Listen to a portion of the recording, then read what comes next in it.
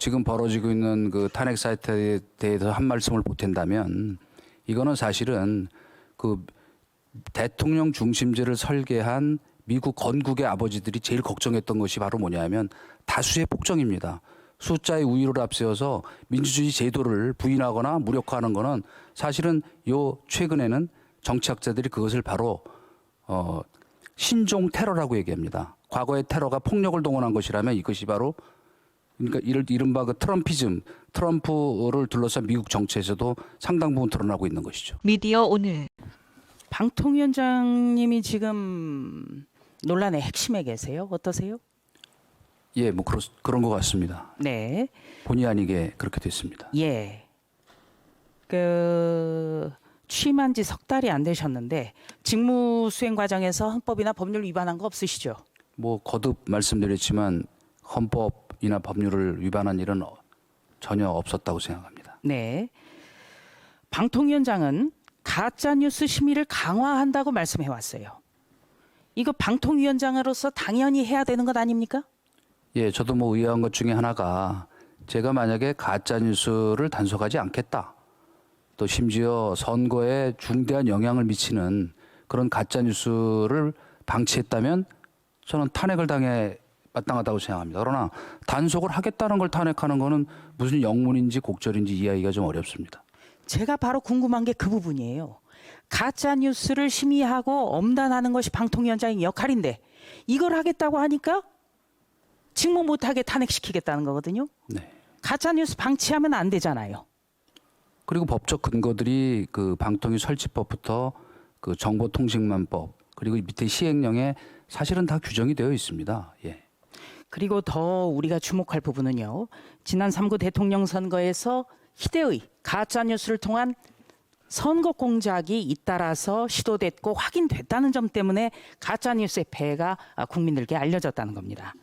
하나는 2011년 대검 중수부가 부산저축은행 수사 당시에 윤석열 주임검사가 수사를 받으러 온 대출브로커 조우영에게 커피 타주면서 봐주기 수사를 했다는 이른바 윤석열 커피 사건입니다. JTBC, YTN이 상당한 역할을 했습니다. 부끄러운 일이죠. 더군다나 더불어민주당 대선 후보 이재명 대표는 대선 바로 전날에 이 허무맹랑한 가짜뉴스를 유권자 475만 명에게 공식 선거운동 문자메시지로 발송했습니다. 또 하나는 대선 8일 전에 한 인터넷 매체가 윤석열 검사의 상관이던 최재경 대검 중수부장이 윤석열이 봐주기 수사한 거다 이런 식의 말을 했다고 특종인 것처럼 보도한 사건입니다. 이른바 최재경 발언은 더불어민주당 김병욱 의원이 관련이 돼 있고 김병욱 의원 보좌관이 최재경 대검 중수부장인 것처럼 대화를 꾸며서 조작 정도가 굉장히 심각합니다. 방통위원장님, 네. 이런 가짜뉴스 방치해서는 안 되잖아요. 사실은 뭐 여러 차례 말씀드린 것처럼 대선 결과가 바뀔 수도 있었던 그런 사안입니다. 그리고 앞으로도 이런 일이 언제든지 또 벌어질 수 있기 때문에 이거는 사실은 국가적 과제이기도 하다고 생각합니다. 이거는 민주주의가 정착된 선진국에서는 있어서도 안 될 문제고 그리고 또 이런 가짜뉴스를 방치해야 된다라는 주장에 굴복해서도 안 되잖아요.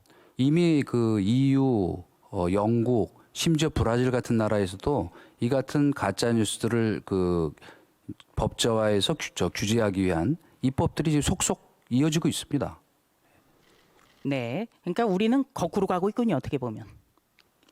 뭐 그렇게 말씀드릴 수도 있고 지금 벌어지고 있는 그 탄핵 사태에 대해서 한 말씀을 보탠다면 이거는 사실은 그 대통령 중심제를 설계한 미국 건국의 아버지들이 제일 걱정했던 것이 바로 뭐냐면 다수의 폭정입니다.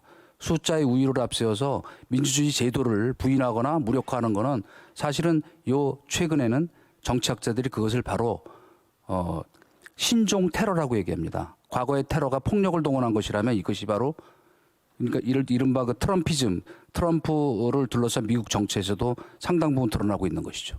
네. 본회의에서는 더불어민주당이 방송 3법도 기어이 통과시켰습니다. 방송법은 대통령이 공영방송 이사 구성에 영향력을 행사하지 못하게 하는 내용인데요. 더불어민주당이 정권을 잡고 있던 문재인 정부 시절에는 이 법을 외면했잖아요.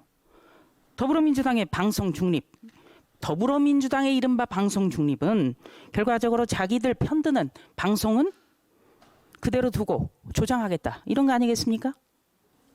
하여튼 뭐 그때 다른 원칙이 아니냐는 의심을 지울 수가 없습니다. 네. 가짜 뉴스를 막기 위해서 심의를 강화하면 탄핵하겠다. 참 이것이 21세기 대한민국의 현 주소입니다. 그래서 국회가 이렇게 일방적으로 더불어민주당이 입법 폭주를 하고 있는데도 국민의힘이 아무것도 할 수 없다라는 게 참 답답한 현실입니다.